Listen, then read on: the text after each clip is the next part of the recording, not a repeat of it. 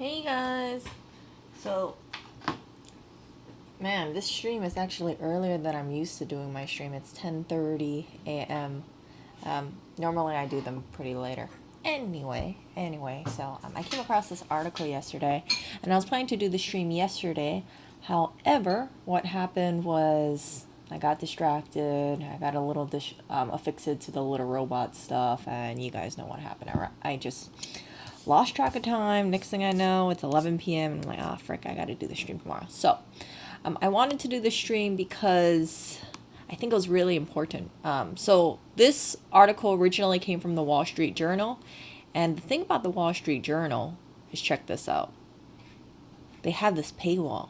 So if you want to avoid the paywall, just click on the link below. You see this archive IS for any paywall link. I can't talk about all of them, but for some of them, if you do this archive today and you put the link that you're trying to get to, the Wall Street Journal article, for instance, you can access it, and there's no freaking paywall. So this article came out in April, and it's the family heirlooms that our children don't want. So it made me think about things because, as I told you guys when I was in Hawaii, right? One of the things that I like to do is hit up estate sales, see what people have, and some of the amount of stuff that one house can accumulate is just mind blowing. I remember there was a time that I was really into vintage pyrex, for instance. What was, oh my gosh, I forgot the name of it, but there was like a pink and white one, a mixing bowl set. Oh my goodness, that was like grail fine. I got it, and then you know what happened after I got it? I never used it once. Yes, I'm a little embarrassed about that. $100 mixing bowl sets, I'm sure it appreciated in value, or so I think it is. I think it's called, I forgot, some kind of berry thing. Pink and white old Pyrex mixing bowl set. Yeah, one of the little embarrassment things, and you know that was acquired through estate sales, or you know, people selling things on eBay, and finally gets to my hands, and I think, crap. So it's still in the back closet. It's in the kitchen and then like a bottom drawer, and it makes me kind of think to myself, I'm between a rock and a hard place, because part of me thinks like, man, I really like this set, it's cute, but then the other part of me says, I don't want to destroy it by using it. What if I break it? It's going to be hard to replace it, right? I think it was from like the 1950s, but I could be remembering it wrong. Actually, let me show you this. I'm going to just show you guys this. Pink, white, Pyrex mixing bowl. I want to say it's brambleberry, but I'm probably remembering it wrong. This stuff. Oh my goodness, it actually, gooseberry. Oh dang, it actually appreciated value. Did it appreciate value? Yeah, so I actually have this whole set in Hawaii, this gooseberry trio. See? Yeah, definitely appreciating value. So, yeah, see this stuff? Rare vintage Pyrex. I like it. It's cute, but it is a little bit of, how would I say this? It is like a little bit, it's not enjoyable at that thought of me using it, because like if I break it, then I think like, oh frick, I gotta replace it, and it's just all this kind of part. And I know I'm repeating myself, I'm so sorry for that, but with these kind of heirlooms, what I'm trying to get at is that you have more responsibility, especially if it's a piece that you cannot easily find it, let's say in a grocery store or on Amazon. And it just kind of makes me think, like, when you have a vintage piece or when you inherit an heirloom, right? You want to protect this thing to the point where you don't want to use it. And then what if you don't really use it? What if you go through life and then you figure like, oh crap, I still have it, and then you pass away, and then what, your kids have it or your grandkids have it? Are they going to use it, or is it going to sit on the friggin' shelf? Who knows? But maybe one day I'll figure out a use for what I'm going to use with this gooseberry thing. It's a cute set. It is a really cute set. So I have the whole set of 4. But yeah, just one of those things. I also have like, yeah, so vintage Pyrex is something that I really like, but it's not something that I would use. I do have, I think, one bowl from like the 1930s, I believe, 1930s. There's a difference, and I don't want to get too drawn into this, but there's a difference in the Pyrex, like if it's like capitalized or non-capitalized, if I remember correctly. And I like Pyrex because it reminds me of things from yesteryear, things when people took care of their things and they, I feel like the quality is better than the stuff now. I think that right now we're in the time of just like cheap plastic stuff from Walmart. And yes, we can get other things, but there's just something more sturdy about vintage pyrex. So, but it can get out of control, and I'll just leave it at that. So let's go back to this article over here, and I'll read it with you guys. Oh, you can even listen to this article. So what was the part over here, right? See, so this person said that they talked about China, right? And then they said, all this kind of stuff, right? They put it off in an attic, and then they just kind of think like, crap, what do you do with this kind of stuff, right? My own children would have none of these associations, but I made the offer just in case. Could my son and daughter-in-law see a decorative or functional use for these plates in their dining room? Their quick response to ornamental. Now, if you're not too familiar with China plates, some of you may be in your early 20s. This is what I'm referring to. See, these typically are not microwavable. These usually came out in like a set. So you'll have, for instance, I know this is AliExpress, but you'll have like the saucer. Like, who drinks out from a freaking teacup nowadays? At least in America, not very many people.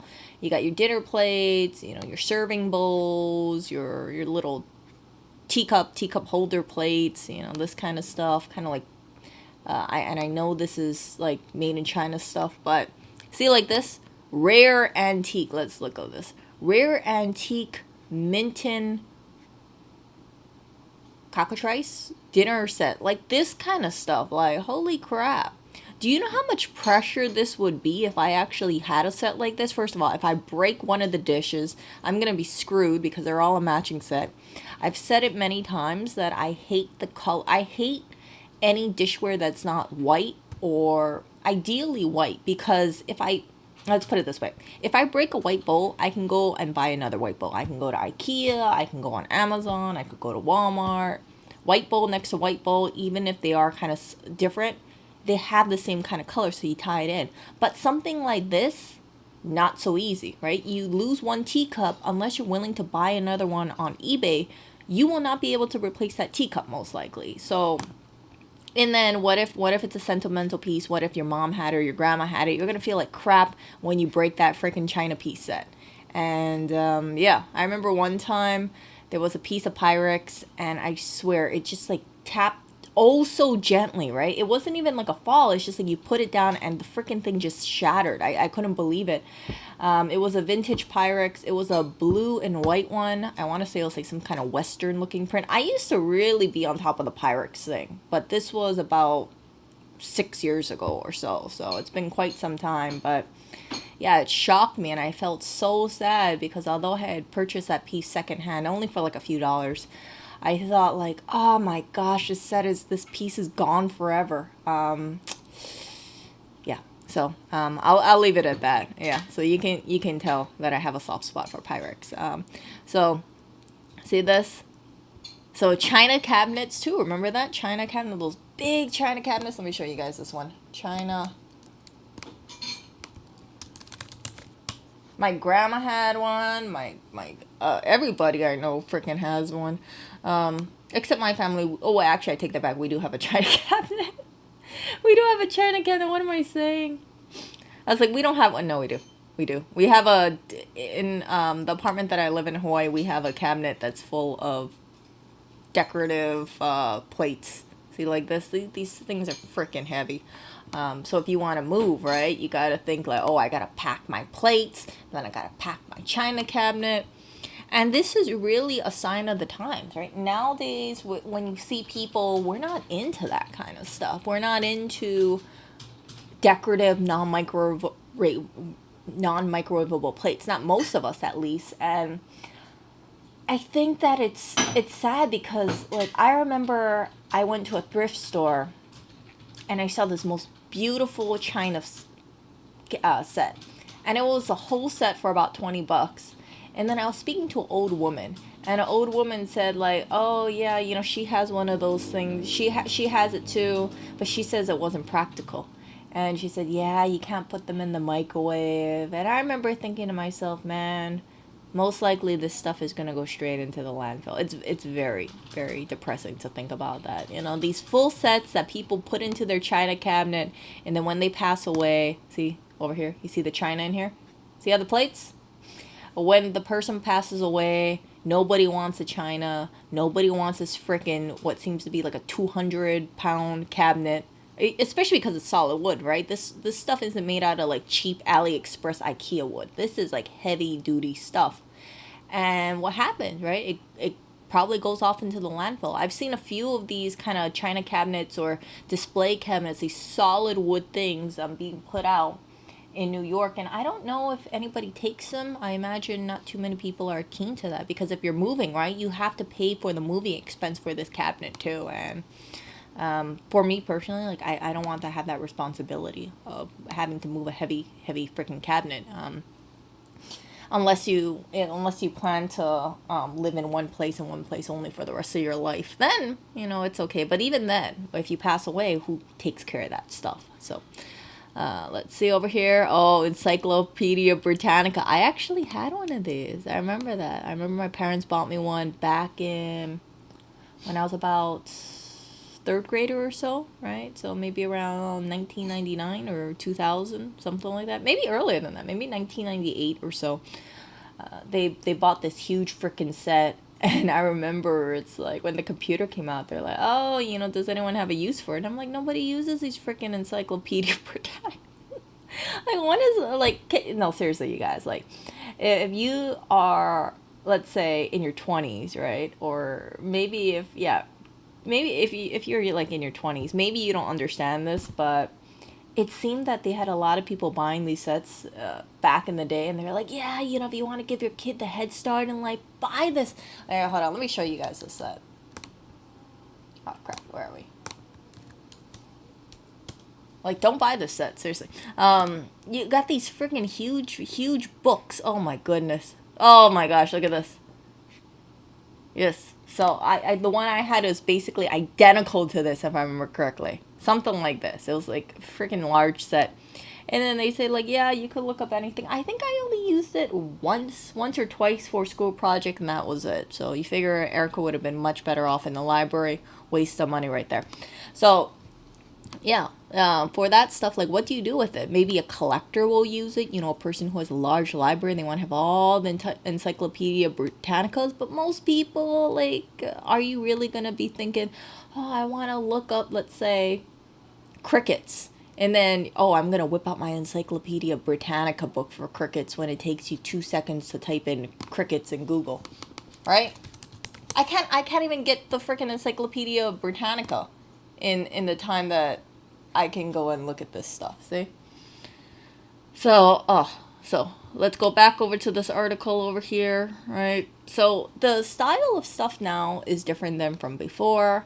I kind of worry about these big, heavy, let's say grandfather clocks, which is what I used in my thumbnail.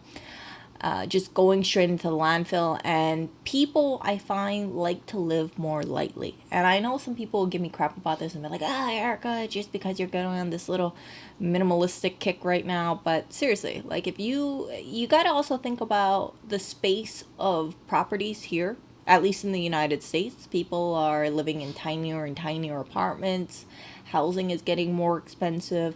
No longer can people who, make an average income buy a house. This is, the American dream that happened around like the 1970s, where you can have, or 1950s, where you can have one person be the breadwinner and they could, you could have one person stay at home and you could have a decently sized house or so. Yeah, that ain't happening anymore.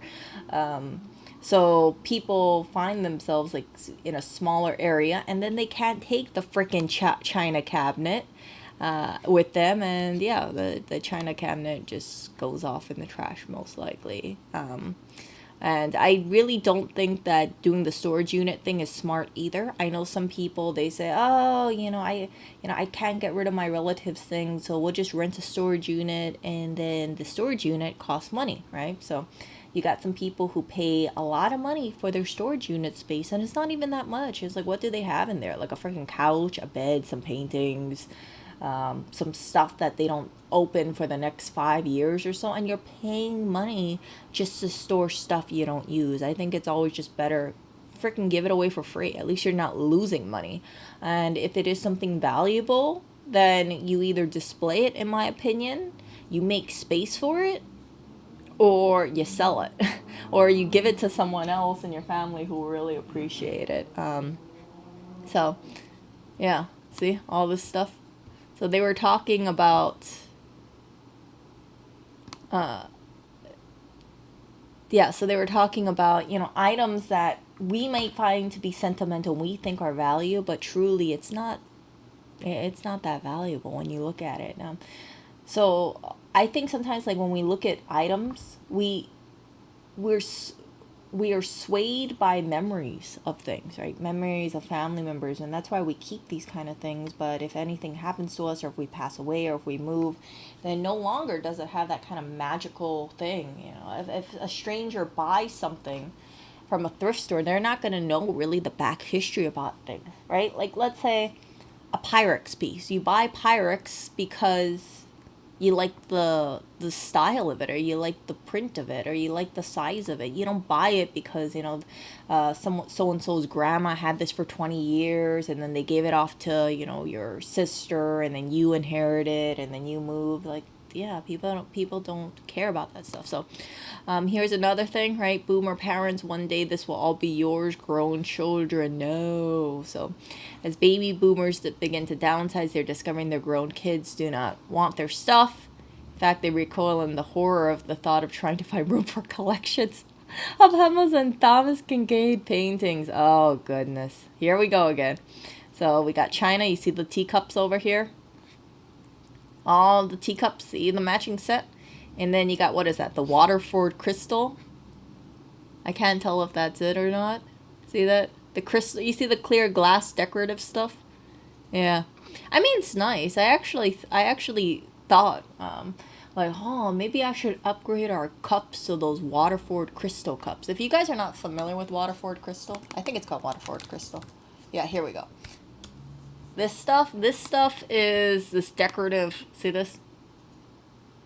I mean, this is like some, yeah, like, can you imagine if I, like, see this? See these nice little cups? So they have value behind them. A lot of people don't have them. We have, like, cheap mugs. Look at this. Look at that. Ooh, pretty, yeah. I mean, I think it's gorgeous. But yeah, transporting this stuff, not the best. I do like the look of it, but everything has to be in moderation, right? If I pick up one of these pieces, then I have to replace something, because I'm not going to have Waterford crystal cups with regular cups. Plus, there's only freaking so much cups that I can store in the cabinet. I think right now we have like 6 mugs, and that's it. So putting one of these things, these little fancy schmancy cups, although I do like the idea about it, I'm just like, what's more practical, using the Waterford crystal glasses? See these? I think these are pretty. Or using the mugs. If we drop one, the mug is like 99 cents or free. And if I drop one of these crystal cups, these are probably going to be non-replaceable, or it's going to take me a very, very long time to find it used. So Waterford crystal cups, just wanted to show you this in case you are not too familiar with this stuff. Look at this. So this is Williams Sonoma. Oh, look at this. Look at this stuff. Look at these bougie cups. So you guys know, right? I guess I kind of I like bougie stuff.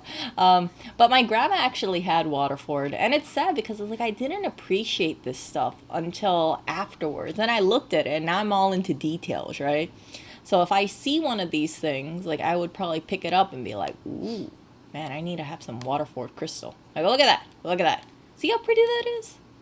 I could put some, like, green tea in here and be like, lamb, I got some fancy schmancy cup. But, yeah. We'll see. If I come across a set of these and they're very affordably priced, I may just get rid of a bunch of mugs and then replace them with these Waterford crystals. Yeah, if you ever want to know what's bougie, look at williamsonoma.com. Okay, so going back to this thing over here.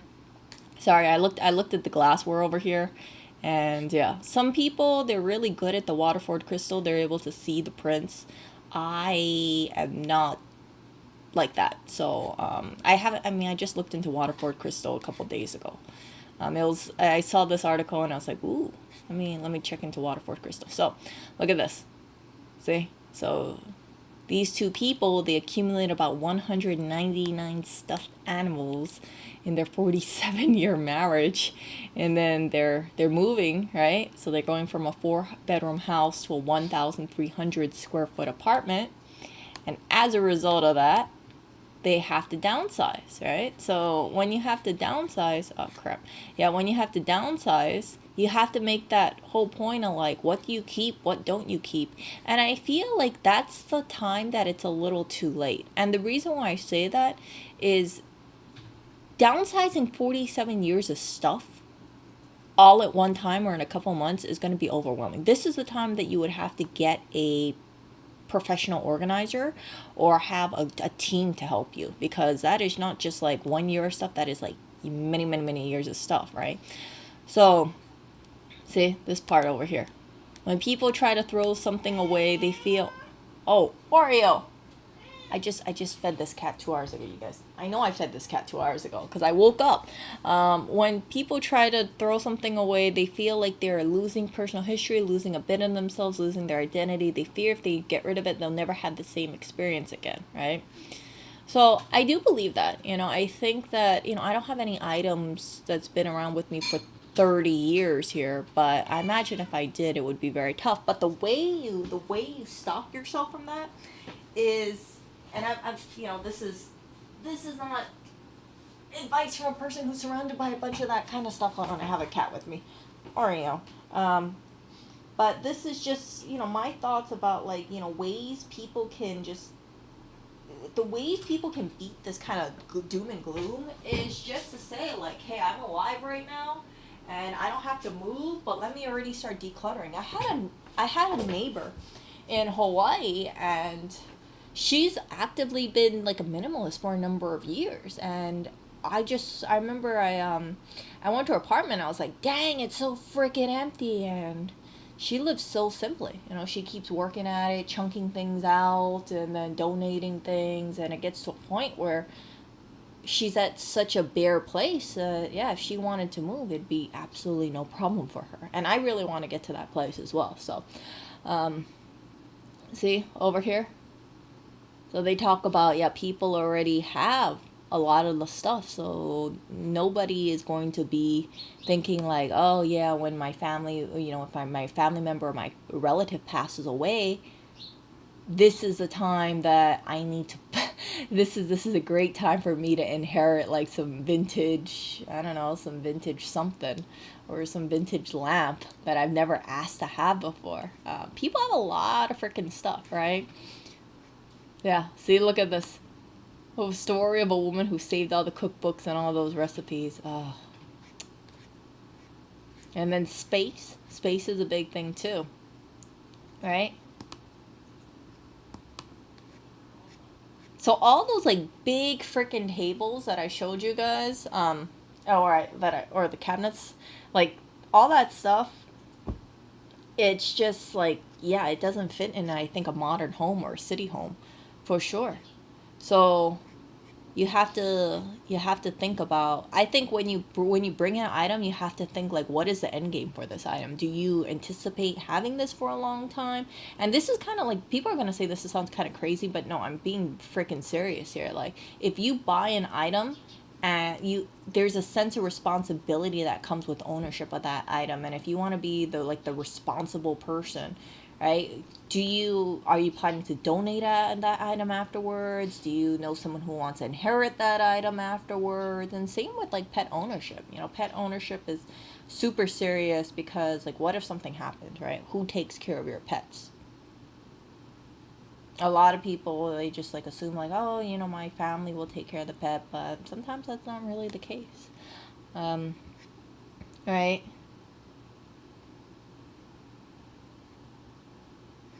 Yeah, so this is talking about downsizing, and then she decided to let it go. Look at this.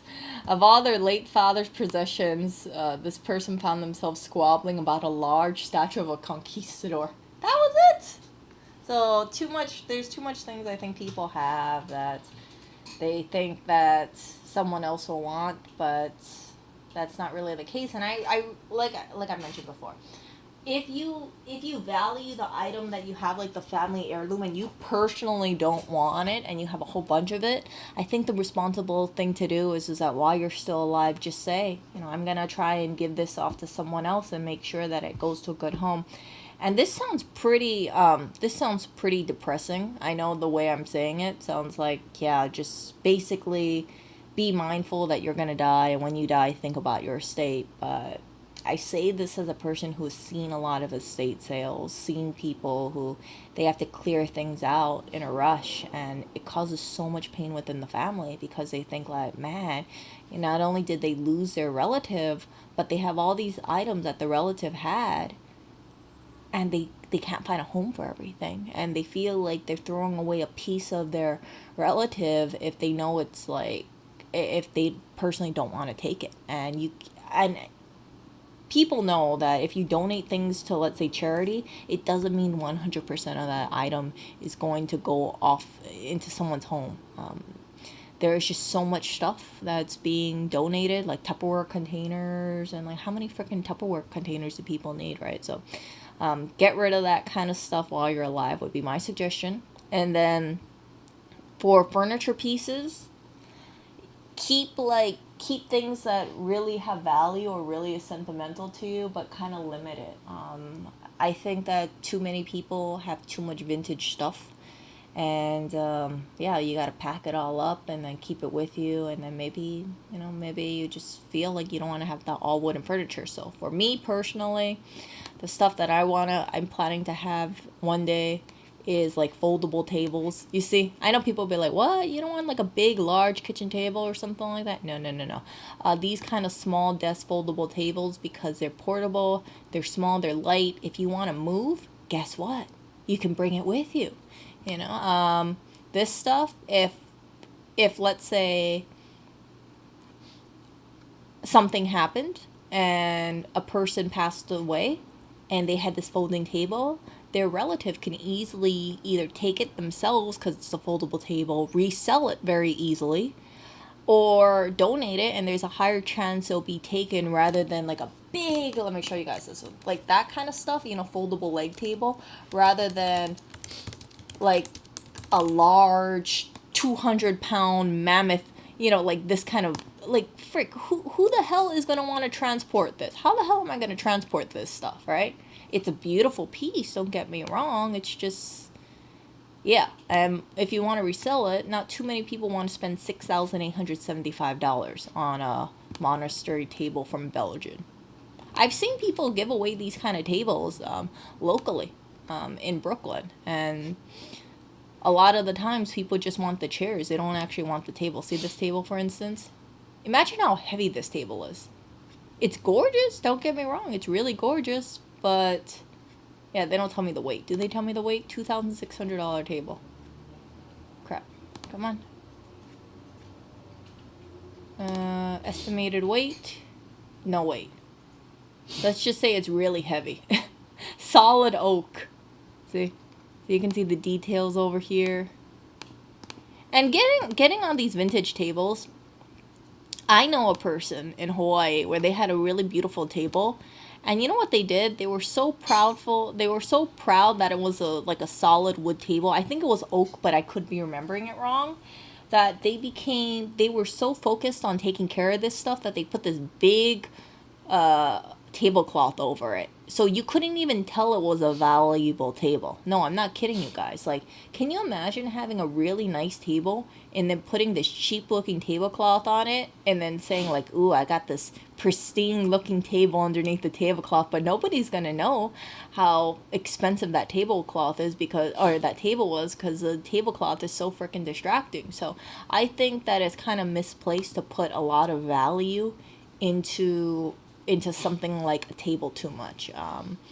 And yeah, this is a big shift, because like before I used to be like, oh yeah, I'm really into like this kind of stuff. But I really would not pay money for a table unless I felt like it was something that I would use for a really long time and I could be able to rehome. So something like this, like I don't see the point to this stuff. I don't know how tall it is, but like this looks like a cool piece, does it not?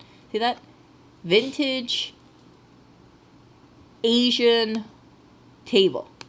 Looks pretty cool if you ask me. The problem is that it needs some kind of glass. Either that or you're gonna get all this like dust and whatnot in the groves. See? I think this is a pretty piece.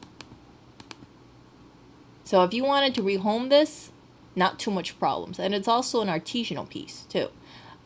Something that is not, 300 pounds or something. Like, oh my gosh, look at this one. Look at this table. That looks like a freaking heavy ass table. Really heavy table. So, yeah. These tables, I see them. People try to give them away. And people will say, it's a really nice table, but you need a bunch of people to carry it because it's made out of solid wood. It's not an IKEA table at all. But, yeah. So, basically, just to wrap it up, be mindful about the stuff that you have in your home. Be mindful about stuff that you think that are heirlooms, because I think if you have an heirloom piece while you're alive, very important to figure out who wants to own that piece after you. So for instance, right, if you have, let's say, a painting that is very sentimental to you, you can ask your family, you can ask your kids, you can ask your, cousins, aunties, uncles, whatever, hey, if anything happens to me, does anyone want this painting? And then while you're alive, right, you can have like a will, or you can make a will that says, for the flower, for the orange and yellow flower painting, please give this to Aunt Sue. If Aunt Sue does not want it, then please give this to Uncle Mike. That kind of stuff. And that, I think that alleviates a lot of stress, because that way when your items, let's say if something happens to you, right, your family knows exactly who's going to get the items. It's clearly defined. But in order to make this kind of thing kind of work, you need to also step back and say, okay, well, I better minimize stuff, because you don't want to have this like all out kind of thing where you feel like you got to rehome, let's say 500 different collectible items, and you only have maybe like 7 family members around, So that's all I want to say about it. I'm not against family heirlooms, but I think that people need to think about the transition of family heirlooms, because the worst thing that can happen to an item is if the family decides not to hold an estate sale, or if they're too overrun with grief, then it's sad. Then if they just say, okay, we're just going to chuck everything out on the sidewalk, and nobody takes it, or they don't advertise on Craigslist. So for estate sales, you can get a professional, you can have a personal run an estate sale, you can have a garage sale and things like that. But if I was to pass away or something, I wouldn't actually want to really sell a lot of the stuff that I have. I actually would, let's put it this way. For an estate sale, like if anything was to happen to me, I would want the items to go into another home. Now, in the event that nobody wants my stuff directly that I know, like family members or loved ones and things like that, then I would, either say, okay, you guys can decide to sell it if you want, or if it can't be sold, like please do a little free sale, put it out on the freaking yard and advertise on, let's say, Craigslist or whatever, or, bring it out to a park and say like, yeah, this is a free event, or, bring it to a swap meet or something and just say, yeah, this is all free, something like that. I would not want my items to go just straight into the trash. That's it. So I'm going to read chat right now, and let's see.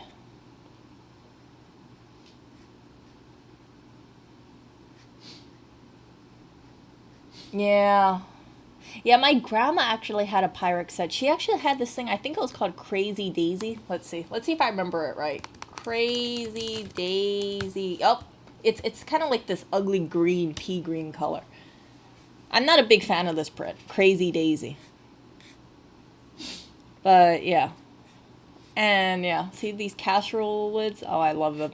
I love it. Whenever I look at this one piece that we have in the apartment in Hawaii, it always reminds me of my grandma. My mom used to actually cook food in this kind of this exact kind of container.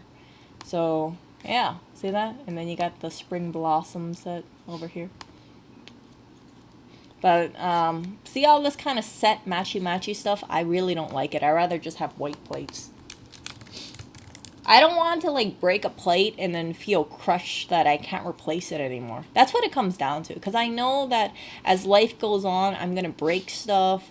And I just don't want to have that feeling like, man, you know, I've had this plate for 10 years, it's 60 years old, and my clumsy butt broke it. At the end of it, right, plates are meant to be used. If they break, then that's a cycle of life. Not everything is just going to be going off into a home forever, right? Can you imagine? A lot of Pyrex pieces are going to be,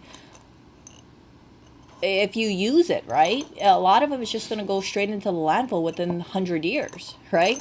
There's not going to be too many pieces around, and that makes it a little bit more special. I was actually very surprised at the Pyrex gooseberry. Oh, here we go. Vintage, mid-century, modern. So I have the small yellow one. See all this stuff? So I used to be a big Pyrex person before. Oh, here we go. Butterprint Amish. Yeah, that was the bowl that I had a container of this and it freaking shattered, and I was so shocked. I was like, damn it, this is like a 50-year Pyrex or something. But it came from a thrift store. But yeah.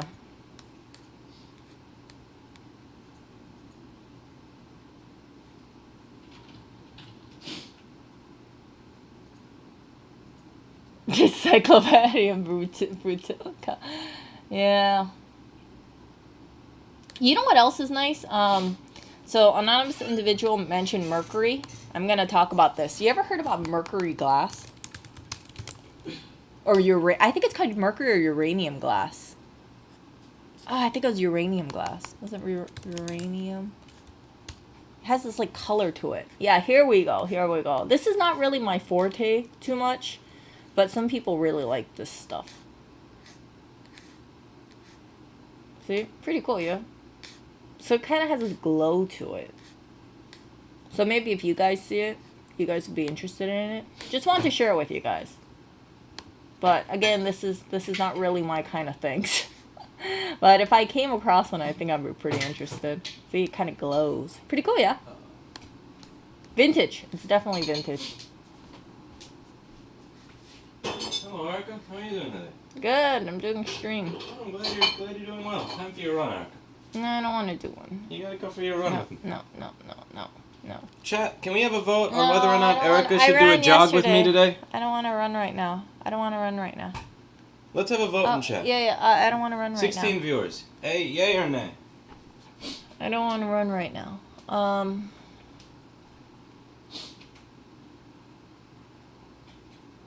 Yeah, it definitely needs glass. Giant pow. Are there items you know you're gonna receive? Well, I'm an only child, so if my dad passes away or anything like that, all right, then I would get technically everything, and that I don't mind because it's like that's all the life possessions, you know, in an apartment in Hawaii, and I really don't mind that.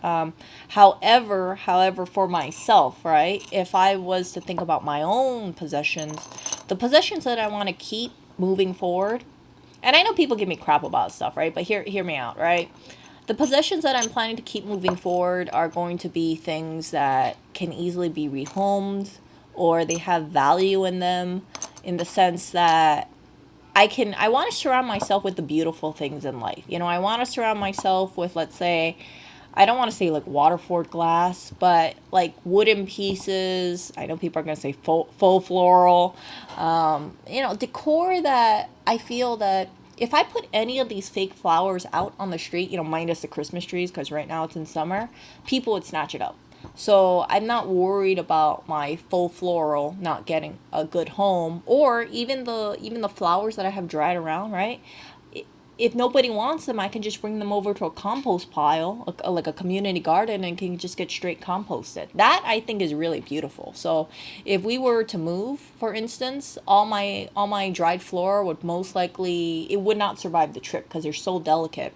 So I would bring them. I would ask people, do you guys want these like dried flowers? If you guys do, great. If not, I'm bringing them to a community garden, and then they can go back into the earth. And then the vases that I have, though, I can transport that. So in the future, right, if we do move to another place, I could get more faux floral, dry them, and then continue the cycle. So what's left is not these big heavyweight items. It's just jars. It's like stuff that you can pack in a box with a bunch of bubble wrap, and that's it. So I have a lot of decorative pieces around the apartment, but a lot of it's just dried flowers in jars or vases. That's it. Super simple. I had heirloom and I don't know why, but I don't want to let it go. Yeah, it's hard. It's hard for like certain things. For instance, like if I had to, like my mom's mom, she had a huge china cabinet with all this like Waterford crystal stuff. I don't know what happened to it. I truly don't know what happened to it. But I know that when she passed away, it's not like we went to her apartment and we said like, okay, let's, what do we want or anything like that. I was so young when my mom's mom passed away that I wouldn't even recognize like the beautiful things. And it really saddens me when I think about it, because she had some really pretty stuff. And like looking back, I wish, I wish that I had some of it, because it's like, I know that I would have cherished it, but you can't expect like a 8-year-old to know like, hey, look at all this Waterford crystal, right? See the beauty in it. And here's the thing. I remember when I was a little girl, I went to her apartment. She lived in an apartment in Hawaii. And we used to regularly drink from Waterford crystal. And I know it was Waterford crystal. So, I mean, she didn't say it, but it's like, I know she had that kind of stuff. So we would drink, listen to this. We would drink boxed iced tea from this specific Waterford crystal glass. This one. See that?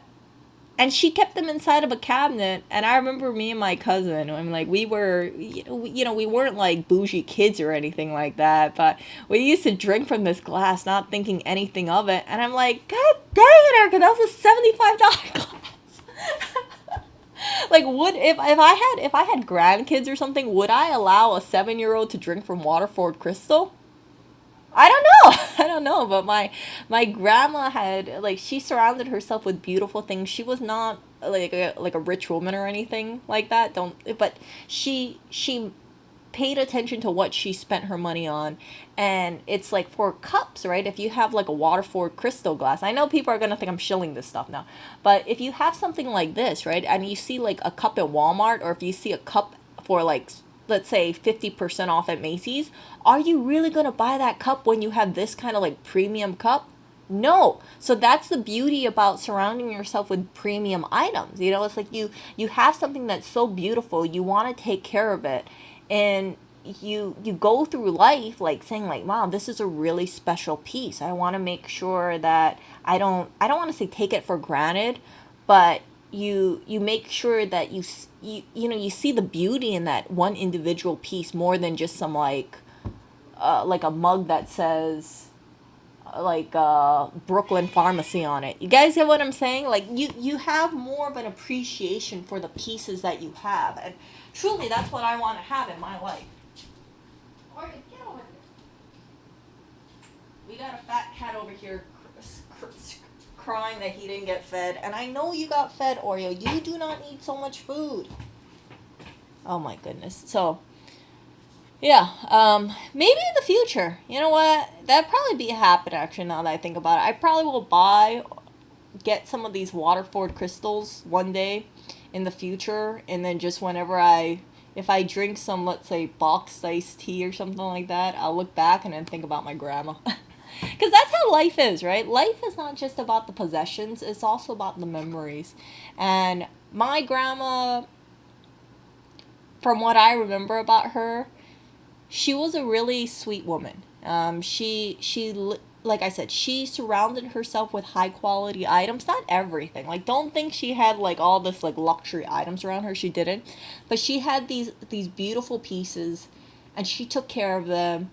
And she didn't have like a lot of crap. That's what I remember. Like, and now I'm not talking about like crap like clutter, but what I'm talking about is like she didn't have like low quality items. It's like she had pieces that were standalone, just very pretty. And like I said, I wish I had a picture of her china cabinet or the stuff that she had, because like, man, the amount of like appreciation or like hindsight that I have now, and I'm thinking like, dang it, all those pieces, what happened to them? They didn't go to my mom though.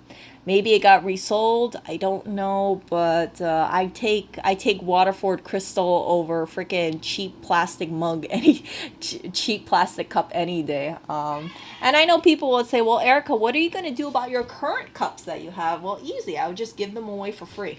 That's what I would do. I'd just pass it off in the cycle, get some used Waterford crystal, and then replace it.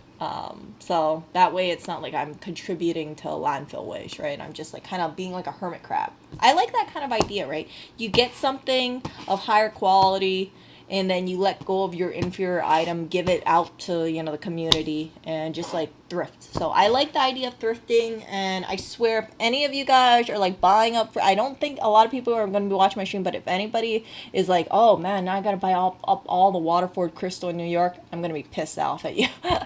Because yeah, this is going to be on my little thing, but I just want really 2 cups. I don't want to have like a whole arsenal of stuff. Let me show this. Waterford crystal cabinet.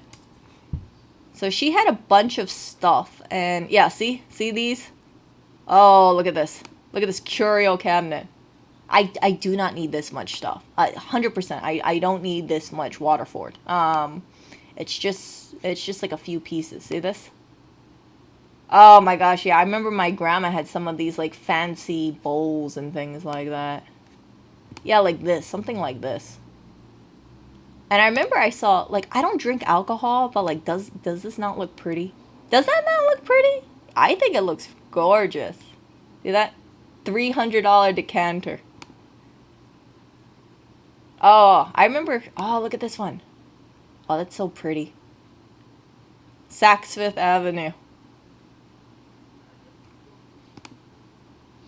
So I think it looks prettier when you only have a few pieces, not like a whole bunch of pieces. I don't want to have like a place that it looks like, I'm gonna cringe if like a hurricane hits. See this? Like, I think this is a little too much, in my opinion, for one person. Like, I don't need all these pieces. I just want like maybe four cups, and that's it. And then maybe a bowl. And I really don't need that decanter, but it looks kind of pretty. See? Looks cool, doesn't it?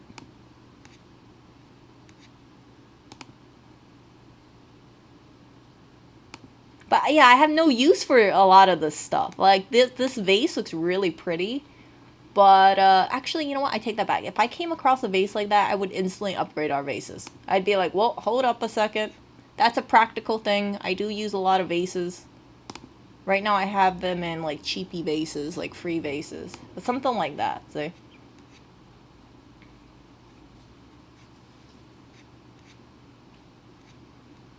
Oh, look at this. Look at this.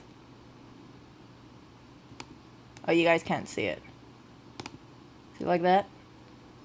It's really pretty. But yeah, something like that. Like, I don't mind having a few pieces here and there. Ooh, look at that Waterford crystal lamp. Frick, I have no use for that. But it is pretty.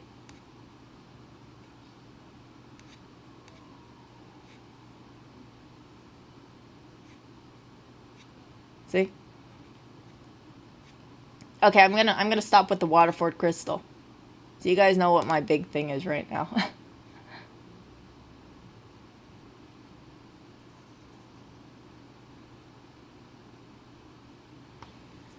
Nah, she had like some of it, but I mean, like, my grandma did not spend all her money on Waterford crystal. In fact, like, I don't want, as far as I can remember, it's like she already had it with her.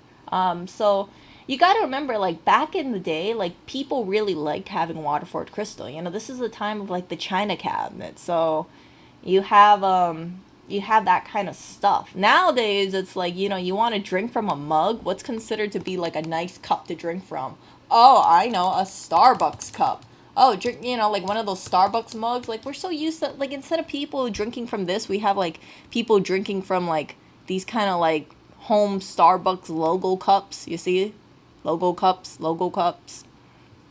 And this is actually more practical, right? It's cheaper, it's more practical than having Waterford crystal, but there's a certain kind of like charm to it. I think back when we look to cups of the past. So we will see. We will see. I'm hoping that one day in the future I amass like a few Waterford crystal. A Waterford crystal cookie jar. Look at that. Is there anything more bougie than a Waterford crystal cookie jar?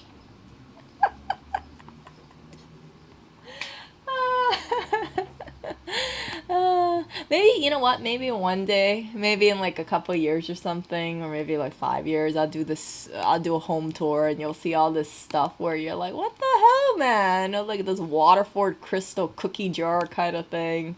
But I wouldn't buy it new. I would buy everything I have pre-owned. I would not want to buy Waterford crystal new. I think there's a lot of Waterford crystal that does need to get, that wouldn't mind having a new home.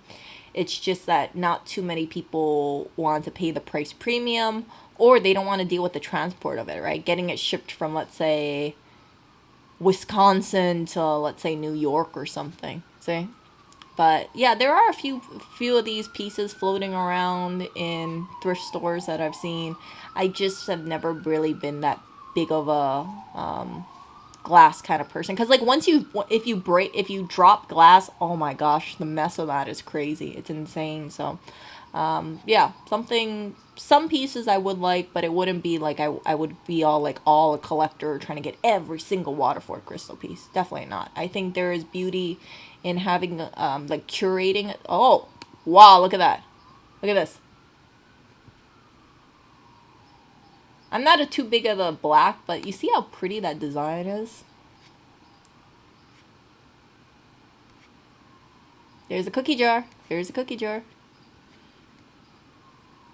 Yeah, this is oh, look at this. Waterford crystal mansion. Like, yeah, this is way too much Waterford crystal for a person like me. Like, seriously, even if someone I knew was saying like, yeah, you can take as much Waterford crystal as you want, I'd be like, frick, I don't want all this Waterford crystal.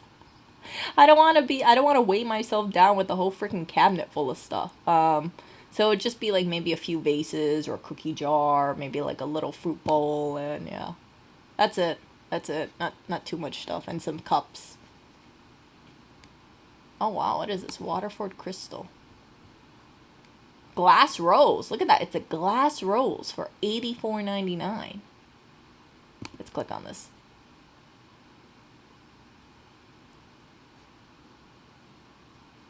How does it stay up? I mean, that sounds really stupid for me to say it, but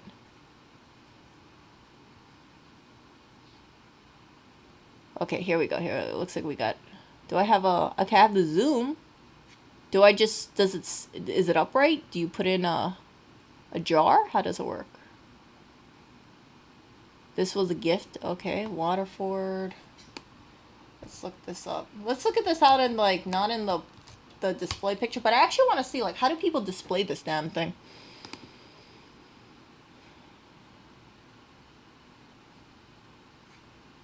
That's pretty though. That is pretty. Okay, here we go. Here we go. Look at this. I'm sorry. I'm just looking like these freaking bougie, freaking expensive flowers. Okay, so you put your Waterford flower in your Waterford vase. I don't know. Those don't look like $80 a pop flowers to me. And And can you imagine like freaking out if like the cats knocked one over? I'm like, you freaking cats, you're knocking over my $84 flower. And then you'd have to get glass. Did I tell you guys I had a Swarovski crystal? Let me show you.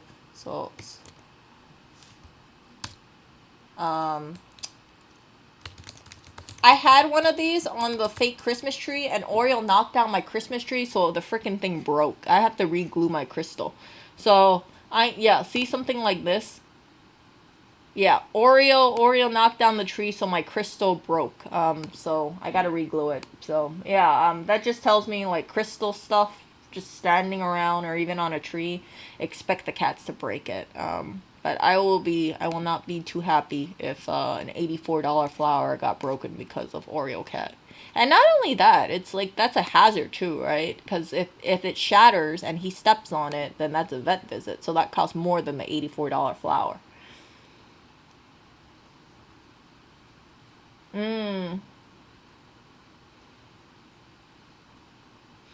Yeah, so Hugh White says, I'm thinking I should live like my grandma, spending good money on what matters to me instead of buying cheap China produce. Yeah, so I find, and this is just my opinion, you guys know, like when you go to a cafe, let me show you guys this one. Like cafe, I don't know, cafe.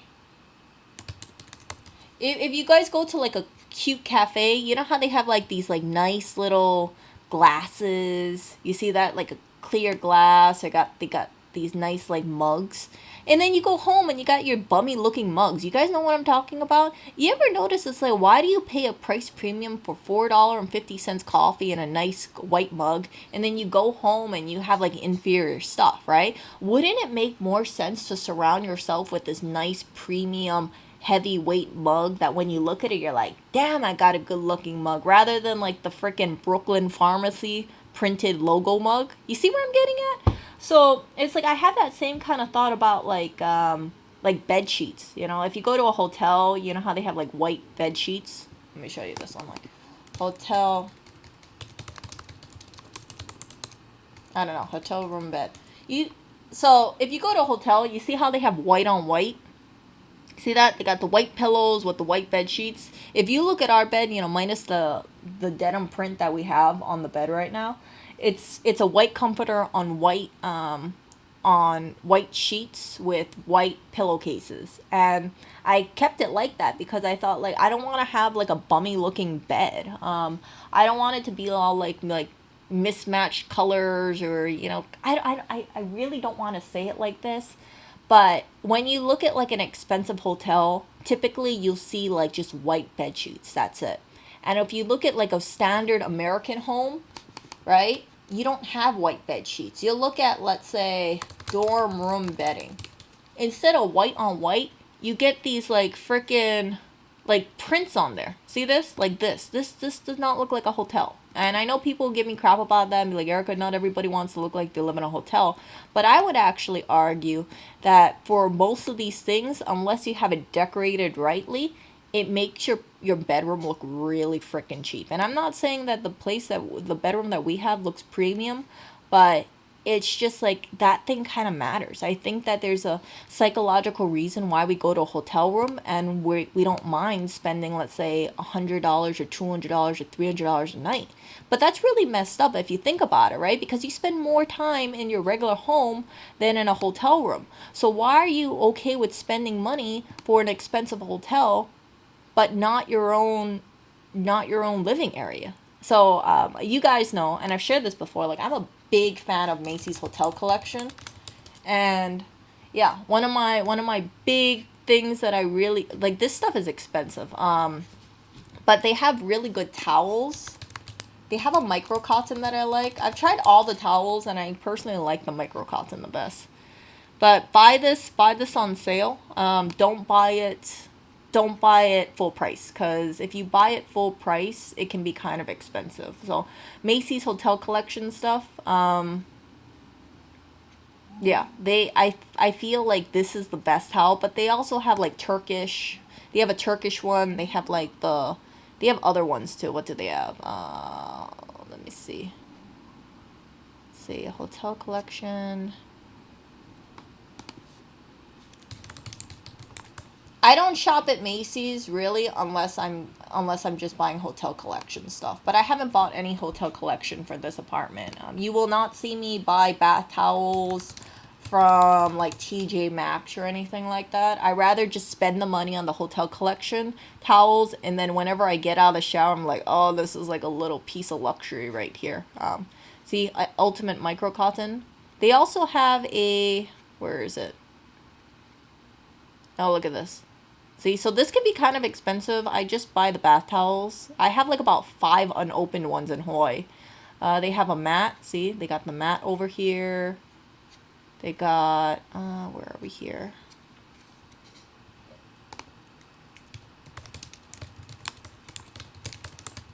But yeah, if you guys are near a Macy's, I would actually suggest check out their hotel collection. I personally only like buying white towels because when you go to a hotel, they have white. And I don't like looking at other color towels. Like, I'm not going to buy a blue towel. I'm not going to buy a green towel. I'm not going to buy a printed towel. I'm just going to stick with a white towel. That's it. So they had the finest elegance luxury towel, the Turkish cotton. Okay, so you might be wondering, like, what's the big damn difference, Erica? Why are you so hyper focused on your freaking towels? I'll tell you why. When you go to a nice, like, a spa or a hotel, you know, when you walk out of the shower, I'm not talking like freaking Red Roof or like Holiday Inn or something like that. I'm talking like a higher end place. You feel their towel and it feels so plush and it feels so luxurious. And it's really like, it's surreal. So when I used to go, and like long time ago, I used to go go to a spa and stuff, I used to feel their towels and I'd think like, man, I love their towels so much. And then I come home and I have these crappy towels, and then I ask myself, why don't I have one of those premium towels? So that's why I have this whole fixation on getting like what I consider to be the best towel. And I bought the Turkish cotton, I bought all the hotel collection towels, the different lines, and ultimately, I like the Ultimate Micro Cotton the best, but some people really like having the finest elegance bath towel. It's just like, for me, right, there's like a balance, but the Turkish cotton is really, it's really a plush towel. I remember like when I was in Hawaii, I used to get irked because my dad dyes his hair, right? And when he dyes his hair, he would get the hair dye on the towel, and I'd be like, dang it, that's an expensive towel. So my towels are not perfectly pin white. They have signs of like hair color on it and everything like that. But at the end of the day, right, I can always buy more towels. I can't buy another dad, so I'll deal with the hair dye on the towels and things like that, because you know what, if my dad uses the towels and he really enjoys it, he hasn't made any comment to me about the bath towels, but you know, if he steps out of that shower and he's like, man, this is a good towel, then it's completely worth it to me. It's all about experiences in life. It's so notice, I don't focus too much on just like the name brand of the towel. Some people might have this misconception here and say, Erica, you're only into hotel collection, or you're only into Waterford because of the brand. No, it's because when I think about a towel, it would prevent me from buying cheaper towels, because I'll think like, why would I want to buy a $10 towel when I already have hotel collection in the apartment? And the hotel collection towels that I have in Hawaii are at least a couple years old. So yeah, it prevents me from making these unnecessary purchases. I just like waiting for hotel collection normally around Black Friday. That's when normally I buy the stuff, because it's like once a year I'd be like, okay, let me see if there's anything I want from hotel collection, 50% off or so. And you buy enough and it's like freaking towels. You don't have to throw them out every year, right? So yeah, that kind of stuff. Oreo.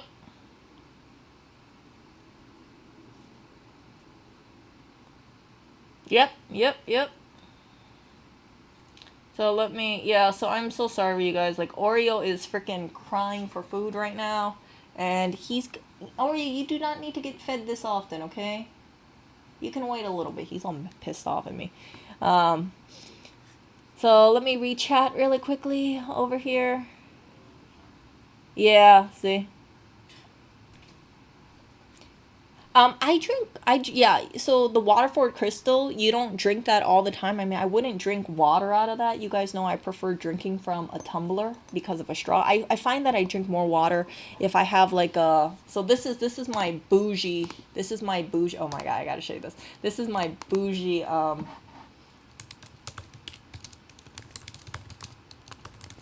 this is my bougie thing that I always drink from. You guys will like see this in stream. It's a $12 thing, but I like it because it forces me to drink water. You know, like when you go to a fast food restaurant, if you buy like a large drink, you find that you drink your soda more quickly. I think it's because of the straw. Now, the only downside about using a straw is they say it creates fine lines around the lip, so you might be more prone to wrinkles. You know, like for instance, smokers, right? You know, smokers, they pucker their lips. So yeah, I've been kind of aware of that, but it's hard for me to kick the drinking water from a straw habit at the moment. But just wanted to tell you guys that. So yeah, I won't be just drinking out from like a Waterford Crystal or anything like that. I love my Contigo water bottle, and I just throw that in the dishwasher. It's nice. Yeah. So yeah, $285 for a cookie jar, but it is pretty. You know, you look back at this cookie jar and imagine if you go to a garage sale, right? And if you have this cookie jar and someone says, "Hey, do you want to buy like?" Let me show this. Right? Let's say you go to a garage sale. Okay, these are all nice cookie jars, right?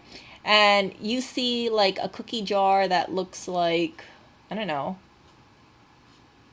Oh, that I don't know. Like a cookie jar that looks like any of these cookie jars over here, you're gonna most likely say like, yeah, I don't want to buy another cookie jar because I already got like the best cookie jar there is. Like the most bougie cookie jar there's out there. And yeah, but I don't keep my cookies in a cookie. Oh my goodness, this is so cute. Look at that, it's Cookie Monster. Yeah, but I don't keep my cookies in a cookie jar. I actually just keep them in the container, or I keep them in a reusable plastic container. I don't have a jar for them. I don't eat that many cookies, but yeah, that's just something. Maybe one day, you know, if I had kids or grandkids, I'd be one of those. I'd pay homage to my grandma and be like, I got to get a Waterford cookie jar so that when my grandkids or my kids like they have this idea like, man, my mom had she had this Waterford cookie jar, and yeah, we ate our cookies from there. And then if I passed away, they'd be like, "How much was that cookie jar? Damn, that was one freaking expensive ass cookie jar." But yeah, I have a lot of respect for my grandma, and just how she lived.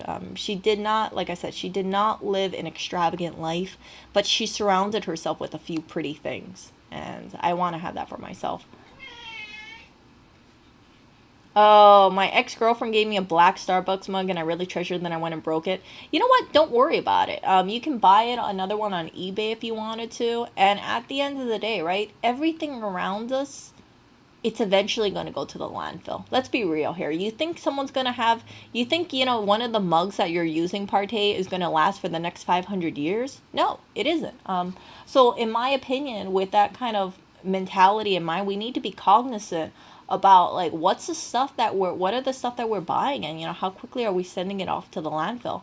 I think that's why I'm a big fan of like getting pre-owned or pre-loved, and just saying like, yeah, I'm not going to be buying things new, I'm going to be buying things already out there in people's homes. And then if you buy something pre-owned, I have no problem buying things off like eBay or Mercari. I very rarely do that, or a thrift store, because you give the item another home, and either an organization makes a little bit more money, or a person makes a little bit more money. So for instance, right, let's say they went to Starbucks, they bought a mug for $25. They used it maybe a couple times, and they said, you know what, I'm moving, I no longer want it. They put it in a garage sale for $5, right? You can try to haggle them down to $3. I have no problem haggling. I find that if you go to a garage sale and you haggle people down, they're gonna most likely, what you do is you tell them like, okay, if they're trying to sell a mug for $5, you tell them, oh, will you accept 3? Then they might say, well, I'll do 4, right? So if you do 4, you save $1. They get rid of the item. It's good. You know, both people are happy. Someone saves money, someone makes space, and someone, maybe they don't get the $5 they wanted, but they're pretty close enough. So I always try to go halfway mark, right? So yeah.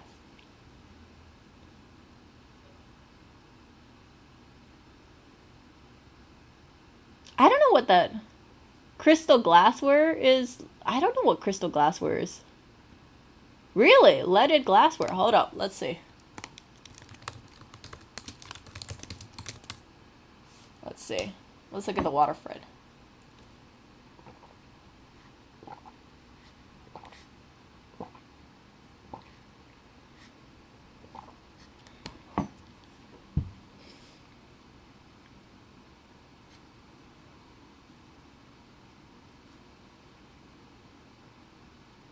Waterford is very upfront with its crystal. 33% lead oxide. So is lead crystal safe? Let's see. Wow, look at that. They had lead crystal baby bottles? Are you kidding me?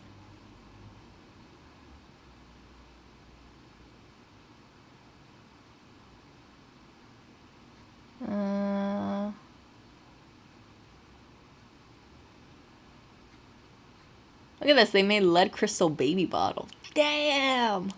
That's, I gotta look that up.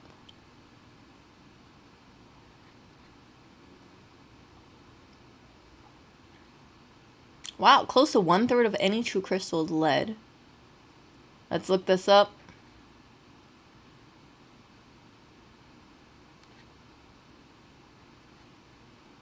I had no idea. I always thought of crystal as glass, you know.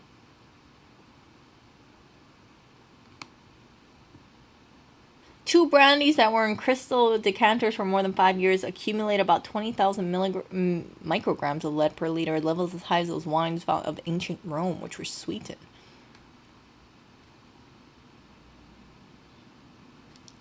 I have to look at these bougie crystal baby bottles.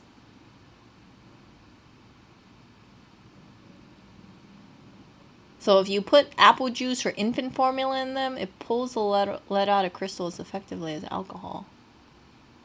Yeah.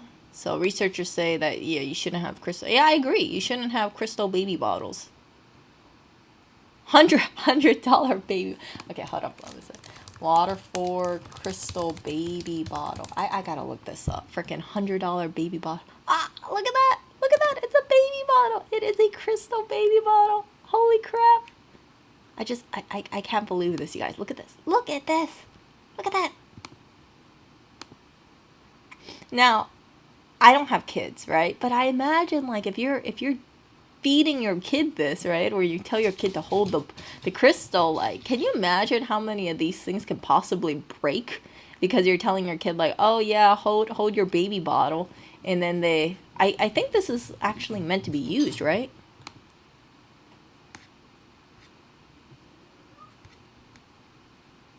Yeah, see, may be removed as an actual baby bottle or filled with candy. So, yeah, if you want to use this as a baby bottle, like, I imagine this is like the bougiest of bougiest baby bottles out there. But it's not good. So yeah, for kids, not good. Oh, wow, look at this. Look at this crystal glassware. Does that not look pretty? Come on now. Tell me this does not look like pretty glassware. Dang. Look at that. So gorgeous. Come on, you can go and put your Arizona iced tea in here and it will look freaking rocking. Or you put your like alcoholic drink in here, it'll look pretty. But yeah, the freaking lead content, that's something that makes me think about it. See, Waterford crystal safe to drink. Let's see.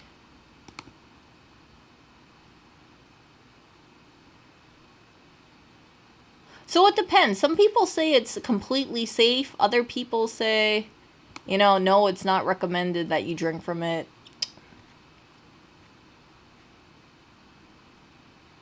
And this is from Web Restaurant Store.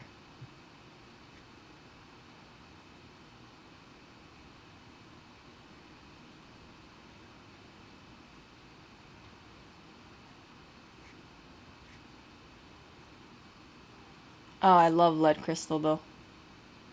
Rock glasses. Oh, glass decanter. Oh. So how to identify lead crystal? Let's look. Tap it with a metal utensil. Okay. Compare its weight. It's heavier. And then prism. And then look for smooth cuts. Look if it's rounded edges. So if you look at this image, it looks very round. Okay, I'll keep that in mind. So look at this.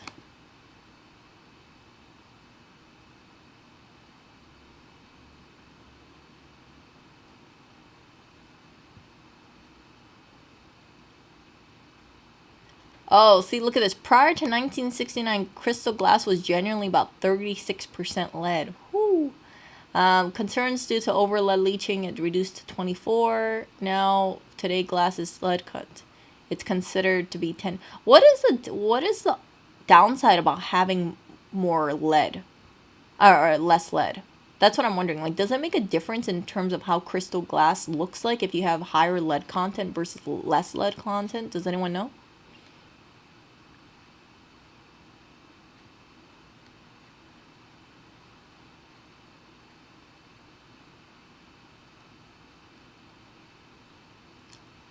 Oh, look at this. To avoid high levels of lead, wine, liquor, in a crystal decanter should be consumed within 2 hours and never let to sit. Oh, so remember the fancy alcohol glasses? Yeah.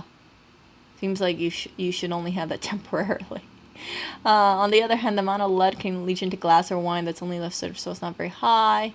You should only use it on occasion and for short periods of time. So you can use it, just don't have it sitting out too long, I guess. Oh no, don't put... Oh yeah, you can't put it in the dishwasher. Never put crystal pieces through the dishwasher. It can damage the surface and cause them to leak potentially more lead. Oh, jeez. Oh, gosh. Yeah, so... You know what I think I'm going to end up doing? I'm going to think that I'm most likely going to probably just...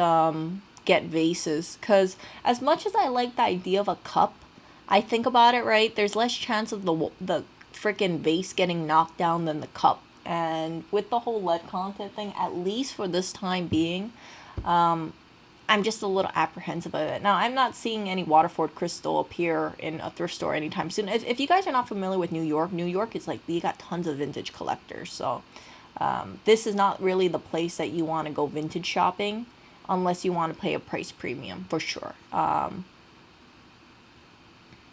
Yeah, so I don't want to like deal with that kind of thing. Not New York prices. New York prices is insane. All the freaking antique shops over here, or vintage shops over here, are just so crazy price.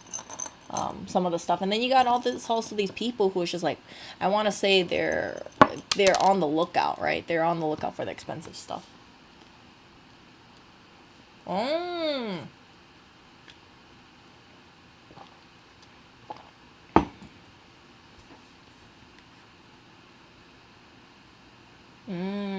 I know, I love shiny stuff. You know what else I love? I love Swarovski crystal. So I love Swarovski crystal. I love Waterford crystal. I think it's just like, you know, when you see the light hit it, it's just very like, ooh, sparkly. Oh, yeah. Less lead would probably mean less ting ting and less bling bling. You know, I don't tap on wine glasses, but yeah, now I'm gonna be ding ding ding ding ding. Actually, you know what? We have a crystal vase over here.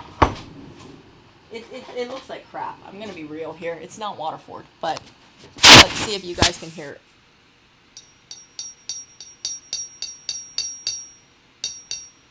Guess that's it. Yeah. It's supposed to be crystal, that thing. That's a vase. Yeah, we don't have I only plan to have like maybe 4 cups or so. That's it. I don't want like huge amount of Waterford crystal, just a few pieces. I was thinking about adding the bougie and cookie jar if I ever come across it in my lifetime, just cuz it's a bougie ass cookie jar. I just think it's kind of hilarious. Sorry. I know people will be like, Erica, that's so da-da-da-da. And I'm like, well, you know, it's one of those like things you look at it and you're like, dang, that's a freaking bougie ass cookie jar. Let's see over here.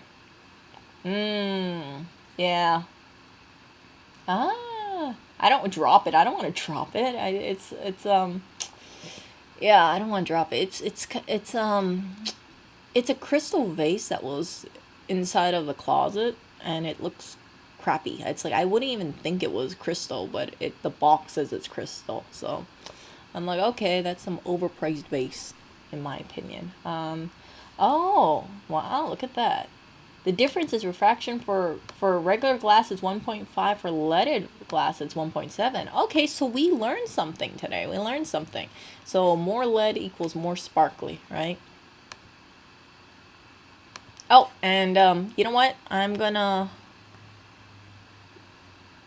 let's see. Yeah, so maybe that's why not too many people use Waterford anymore. Do not use lead crystal every day. Occasionally use is alright, but if you have a daily glass of wine, don't drink it. Wow, look at that. FDA issued it. Dang, if FDA is saying something. So that makes sense, right? For them to say this kind of stuff, that makes sense why my grandma had a bunch of Waterford during that time, because I was born in 88. So Waterford crystal was probably very popular around that time.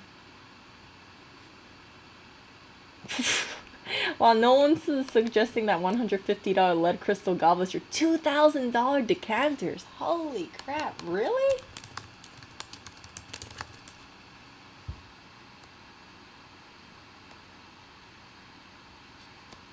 Wow. Hold up a second. Okay, we gotta look at this, okay? This has to be the most expensive. Look at 1900s decant, $22,000. Okay, if you want to go to like the bougiest stuff, you gotta go to this website. First Dibs. I would not even recognize this as $22,000. Seriously, if someone was selling this at like a freaking thrift store for $10, I wouldn't even buy it.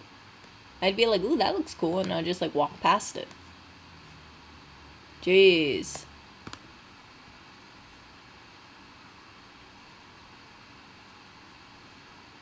Why do I feel like a long story short would probably buy this?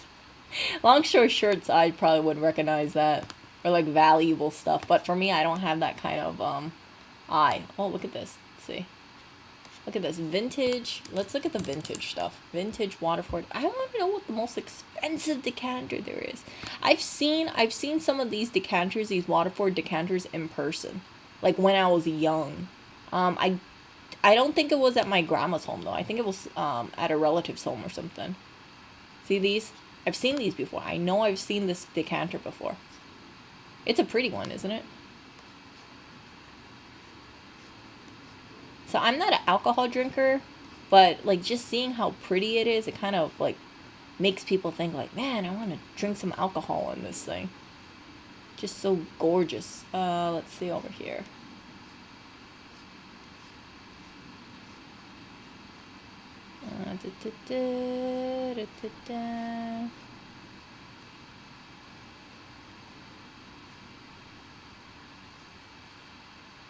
There's the glasses.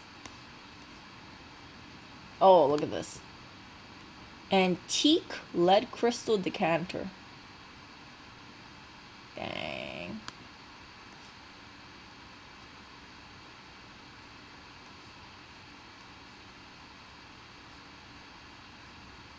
Yeah, so that brings up the question. There's so much Waterford out there. What happens to all the Waterford? I bet you a bunch of them just went off to thrift stores or went off into the landfill. Very sad. Oh, look at this. 6 Waterford crystal decanters. Dang. Pretty, but again, I have no use for it. I really have no use for it. I think I'll be on the lookout for a Waterford vase, though. Oh my goodness, look at this vase. Frickin' $600 frickin' vase. Oh my goodness, look at this. Okay, this is not bad. Look at this. Purchased in 1989. You see how freaking old this thing is? This thing is 31 years old. That's actually pretty cheap in my opinion. $95 for a 31-year-old vase? In my opinion, that looks like that. Oh, this is pretty. This one's pretty. I think this is kind of pretty. Oh, $650. Holy crap. Never mind. Let's click away from the vases. Okay, let's see. See these? Oh my gosh, look at this. $900 vase. Jeez. Seriously, I hope none of you guys are like freaking thieves or anything, okay? Like seriously, if anybody like don't take someone's Waterford vase. Like if you see this vase, like leave it there.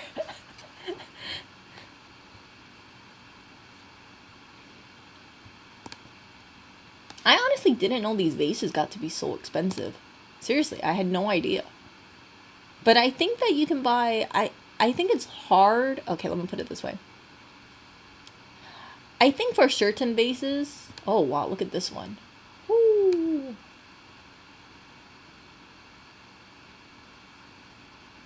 How many vases? Like, if I wanted to upgrade all the vases to Waterford, how much would it be? 1, 2, 1, 2, 3. 1, yeah, 1, 2, 1, 2. Maybe 3 vases or so. Like, look at that. That's a nice vase. That's not an IKEA vase, that's for sure. Okay, let's look at the vases here.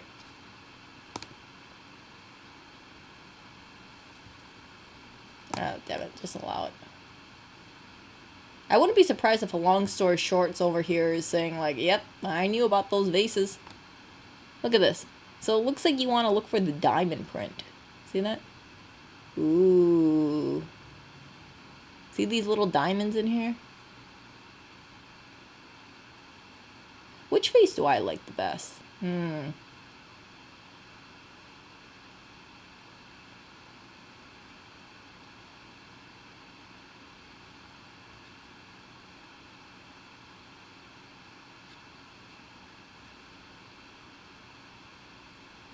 I like this diamond bud vase. It's kind of small, but it's pretty.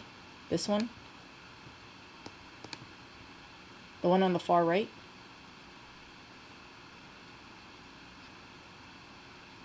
But this is a skinny vase. Let's go back here. Yeah, so heirloom pieces, vases, I think it's a good collectible piece. Oh my gosh, look at this. Freaking $1,600 vase. Holy crap.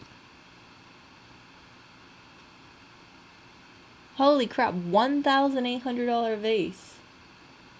My goodness, $2,100 vase.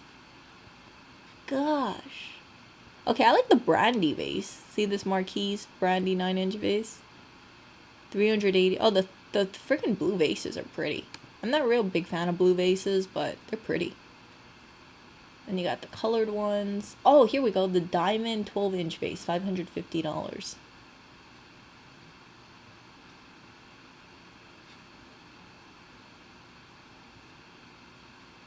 Oh, we're still going on the vase section. Ooh, these are pretty.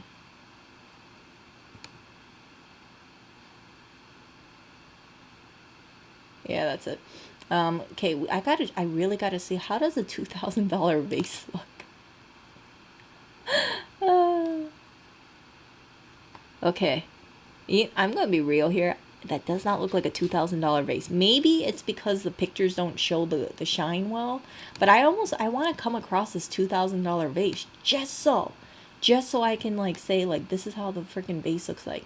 Is there any store around that sells this vase? Because like if they sold it in New York, I mean if they sold it at Barney's or Saks Fifth, I would totally be down to check it out. Because I would I would videotape it and be like, hey you guys, I had to look for the $2,000 vase and see it.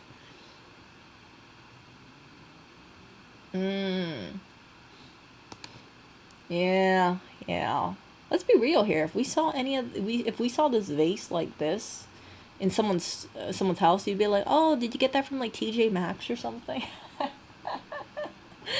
But I really want to see this vase in person.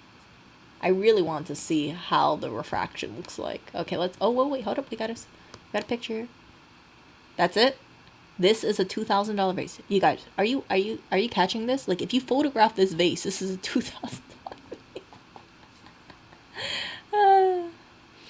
Oh man, seriously, I think that if I was like a big YouTuber, I would seriously buy overpriced stuff and make a video series called stupidly expensive stupid shit that Erica bought. And yeah, but I don't know how many people will be like, oh wow, Erica, that really looks like a great cheap vase. I mean, this looks like, if I saw this at Target for like $30, I wouldn't be surprised. But yeah, this is $2,000. Expensive. Macy's has it. Okay, Macy's has it. Okay, we gotta look at this Macy's freaking infinity doll. You think? Yeah, maybe I'll go to a Macy's in New York, the Manhattan or something like that. Oh, here we go. $2,000 vase. Do they sell it in New York? They have to sell it in person. Let's see. Okay. If they don't sell it in New York, 1001. Yeah, here we go. What?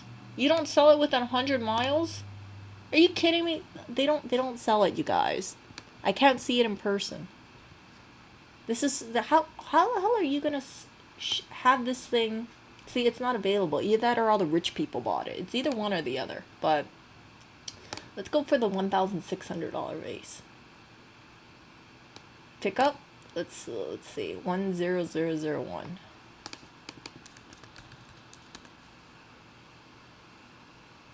Damn it. 1001. Yep. Still not here.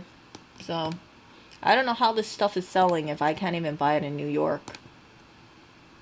Yeah, it's either the rich people bought it or nobody. I can't imagine the rich people buying it. It's like stupid stuff. Okay, let's see. Let's see. The Macy's home decor. Okay, let's see. Okay, let's look at the Macy's vases. Okay, I know I was talking about heirlooms, but we all know Erica gets off track. So let's look at the stream here. Oh, this is kind of pretty. See, this looks nice. This sparkle, this $125 vase looks nice. I think this is pretty. I think it looks better than the $2,000 vase, but what do my, poor eyes know? Maybe I don't understand the exquisiteness of the 2000. Oh, I think I've seen this in Nordstrom or Bloomingdale's, this specific vase. Like, over a year ago. Isn't that pretty? Doesn't this look pretty? This looks like a pretty vase. Now, this looks like it's worth $450, in my opinion. If I saw a vase like that in someone's home, I'd probably say that looks expensive. What do you guys think? This butterfly ginkgo medium vase. Doesn't that look pretty? Man, I kind of want to get that vase. But no. Ooh, Mikasa. Ooh, that is pretty. I always think vases with like stuff attached to it, like this metal butterfly on it, looks more expensive. See? This calla lily vase. Ooh. Ooh, whoa, this is pretty. The Kylie vase. Hotel collection. Ooh, hotel collection has their own vase.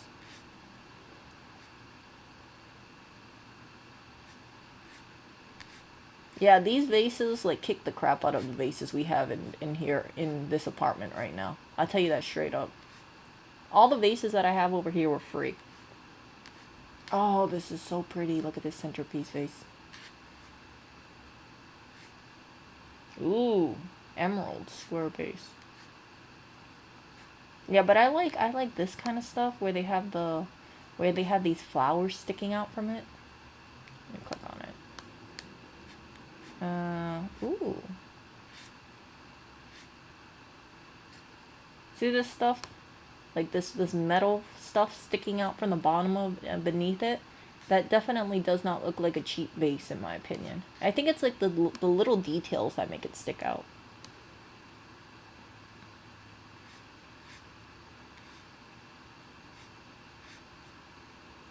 If I went into a home and I saw one of these, okay, let me check this out. Let's figure this out, okay?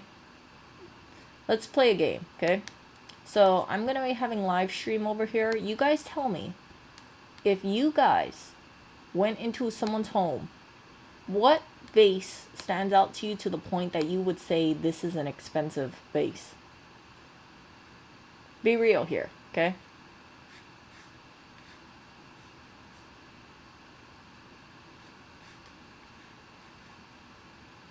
I'm gonna say it's this ginkgo butterfly vase. If I saw this in someone's home, I would instantly know it was expensive. See? Because if you look at it, you see the bottom doesn't even touch the ground. It's this like sculpture piece. See that? That does not look like a typical vase. This is not like a $20 vase. See? You can see the base. See? Now, would I think it's $450? I would know it's over $100. I'm not good at pricing vases. Oh, this is pretty. Oh my god, this is so pretty. $450 bowl. So it comes with this. Oh, okay, let's view the collection. I'm a big fan of this butterfly ginkgo collection already. Let's see his butterfly ginkgo collection. Oh my gosh, this is so pretty. Okay, this looks expensive. To me, this looks expensive because it looks like it's welded on by the tips. See that? Does that not look pretty? That looks really pretty to me.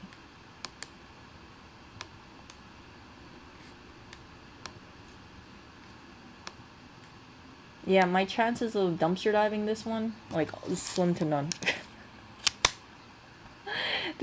So when I was talking about heirlooms earlier, this is what I'm talking about. Like, I would totally, if I was to buy this stuff, this is the piece that I would be like, you know what? I'm gonna buy a bunch of this stuff, keep it for a long time till I'm like 90 years old or so, and I'm sure one of my relatives or family members would probably keep this. You know, they would have it, and then I don't know if this thing tarnishes. But, like, this kind of stuff, oh my god, he made a whole bunch of this stuff. Okay, this is a little too much. This looks like an infestation at some point. I mean, I hate to sound crude like that, but there's just so much bugs you can have in a small area, right? Like, can you imagine having, like, the whole freaking set? That's a little scary. But I think the bowl looks really expensive. You don't need the round container. Look at the footed center tray. Jeez.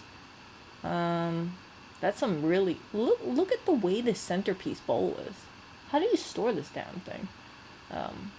Yeah, the centerpiece vase, I think this looks expensive. Of course, the treve looks expensive. The more of these little sticks. The serving bowl looks good, but I'm not going to click on this. And then you tie it in with your napkin holder. Or your medium vase. Let's go. This is a whole freaking set. See, they make this like look at this.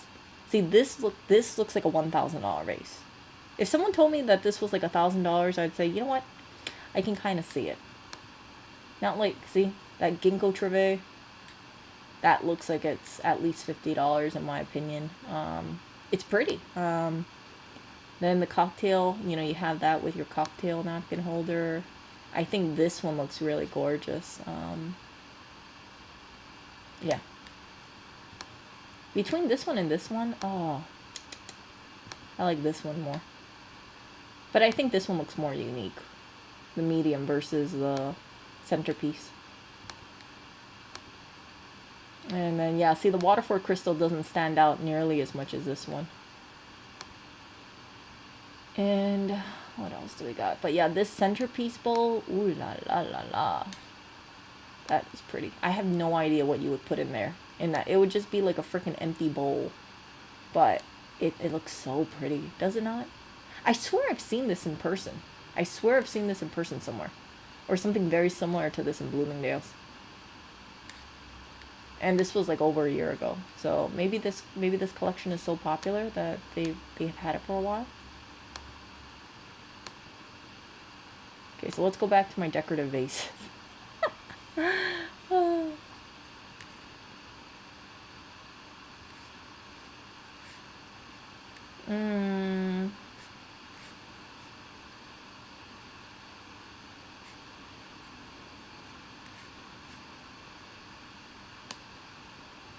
I think this Kylie looks nice.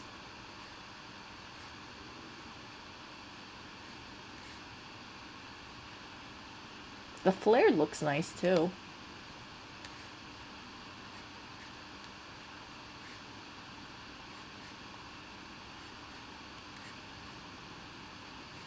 Oh, there's the centerpiece vase that I pointed out to you guys.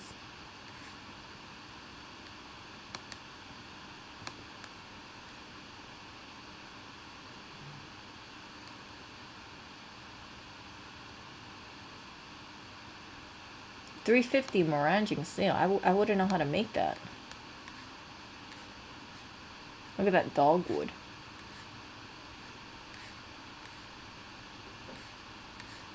What is their most expensive vase? That's what I want to know. Ooh, look, Vera Wang makes a vase. That's a pretty vase. See, I don't see the expensiveness of some of the Waterfords.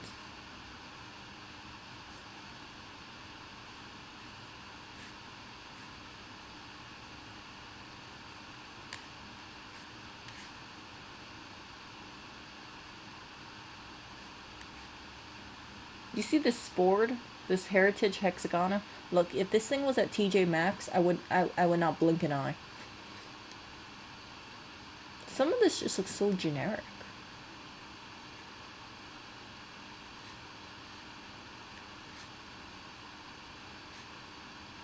$299? This thing looks like it came from a thrift store. Oh, I hate this vase.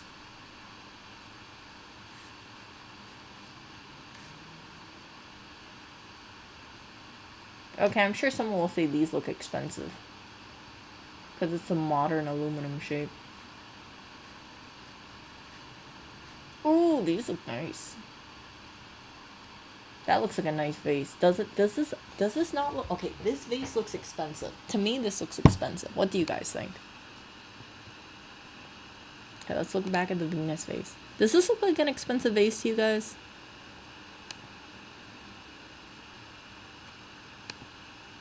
How does it hold water? Does it hold water? Is there glass in between? Or is it gaps? Let's see.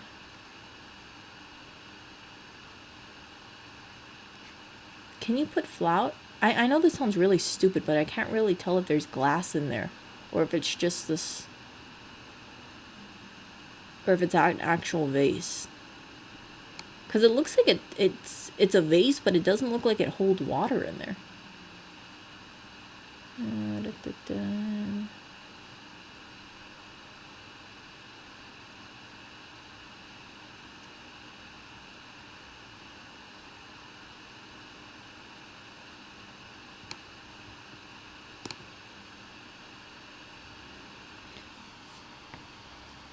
Let's see.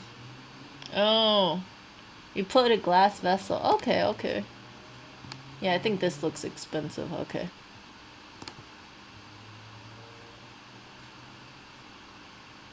This, you know what this gold ring does? This, you know what this looks like? This, oh my gosh, this gold vase thing looks so cheap. It's like they wanted to make it look expensive, but it looks really crappy, in my opinion. Oh my god, look at this rinkety dinkety. Hold up, Etsy called. Etsy called, they wanted their hanging glass vase back. Sorry, you guys. It does look like something I would see on Etsy.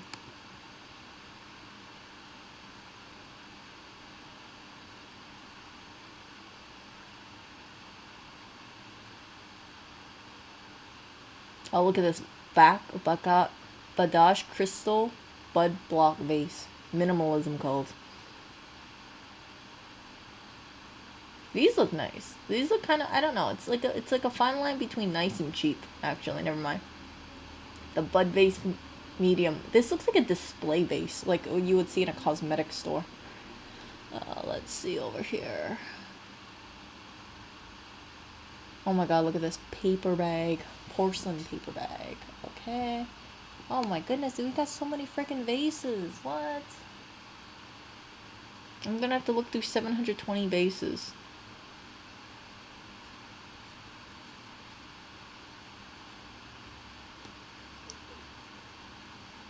I've seen this before. at like Ross or something. This kind of decorative flower vase. Oh, I forgot Macy's doesn't only have expensive as hell stuff. You know where I gotta look at? I gotta look at Neiman Marcus for this. Yeah, I was like, how come they have some cheap looking items? And then it kicked me. I was like, wait a second, this is Macy's.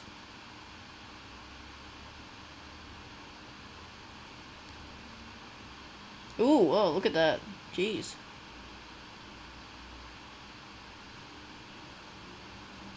Ooh, that looks cool. The gold leaf design, that looks pretty cool.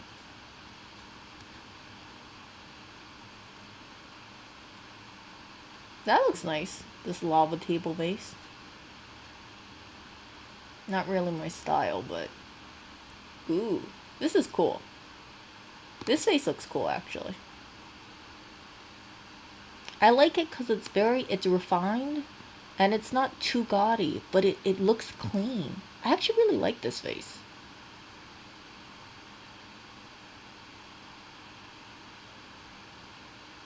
Scandinavian aesthetic. Okay, unsurprisingly, I like it.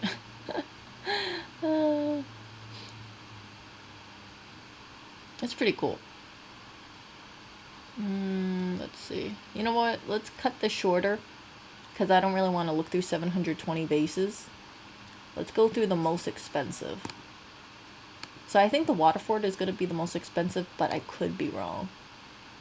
I don't know how you would top the Waterford.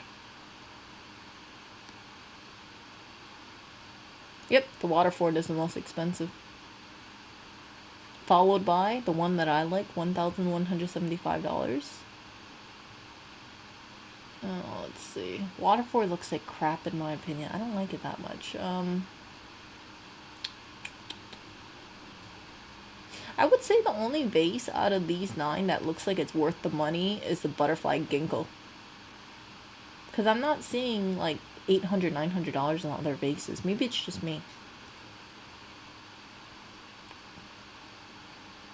Like, that does not look like an $800 vase. That looks like something from Ross for 24 bucks.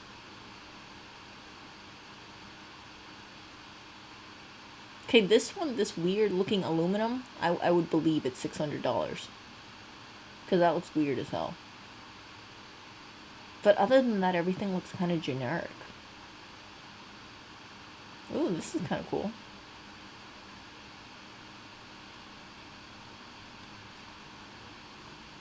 Yeah, I'm kind of bored. Ooh. Yeah, butterfly ginkgo is the best vase, in my opinion. Ooh, these are pretty. Ooh, I like the texture of these babies. Look at the detail. You see the detail here? See that? The cross hatchet? What's this made out of? Ceramic? Look at that freaking detail. See, this looks like an expensive vase because you got the ceramic and then you got these little crisscross things. See? It's all in the detail. Plus, you got this little freaking braided ceramic on the bottom. That looks like an expensive vase. All in the freaking details. But I don't like how the top is really narrow. Because I would actually put flowers in it. But I don't think that kind of vase looks good with flowers. So, yeah. Let's go down. There's the Kylie again. Oh, the Kylie looks so gaudy. I don't like it. Oh, this is pretty. Yeah, this is just one of those decorative vases that you just have lying on the shelf. Oh, there's the Venus Williams that I like. Venus Williams makes some pretty cool vases. Expensive though. Cool. And then this stuff over here. Wow, look at this. Okay, this looks like an expensive old vase.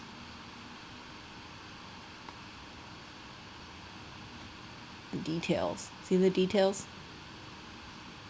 But there's a fine line between like looking aesthetic and looking like old crap you should get rid of. And I think that classic touch vase looks like a vase that most people would just get rid of, or they'd say like, this has been in my family for multi-generations. Multi-generations. Yeah. Frickin' vase. Vase, vase, vase, vase, vase. The geometrics look cool. Ooh, that stainless steel flute. Nah. Okay. So Michael Aram makes some pretty nice vases. I have to say, I do like Michael Aram vases.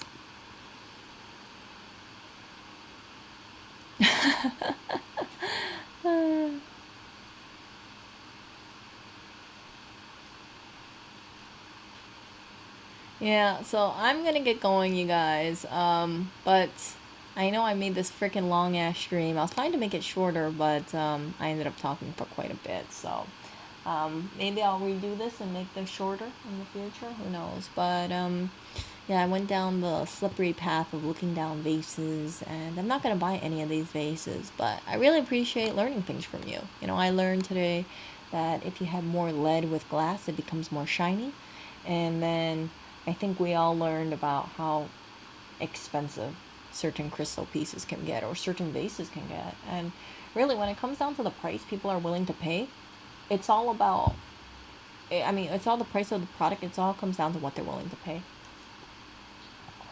And I think that some of these pieces, like, I really hope that if any of you guys are like buying pieces like vases or $600 vases, $800 vases, hopefully you guys are not buying a $2,000 vase, that you really think like, is this really a piece that I want to keep for a long time? And if it is, right, then that's the kind of piece that you probably should keep. Not a piece that is just that is just cheap and you have it for the sake of having it. So yeah, I hope you guys all have a good day, and if you guys make any purchases, please try to think of them with more, I want to say more long-term of a view. And I think that people should surround themselves with pretty things. It doesn't have to be expensive. It doesn't have to be Waterford or Michael Aram butterfly ginkgo centerpiece vase. But have a piece that when you look at it makes you smile. It makes you think like, wow, I have a really beautiful so-and-so. And you don't have to, you know, buy them new. You can go to a thrift store and pick stuff up. Maybe you have like, you know, go to garage sales, hit up swap meets. When I was younger, I used to go to the swap meet every single week with my dad, and I really loved it. I used to buy a lot of like old vintage Sanrio stuff. Sanrio, you know, Hello Kitty, that stuff.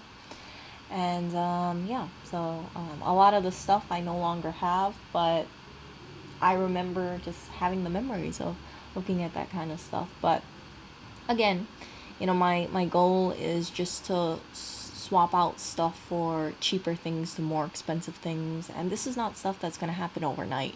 I want to curate things, and then as I find like better vases or I come across them, just like swap them out, give away the one that I choose to let go of, and that's it. So yeah, you guys take care, and I will see you.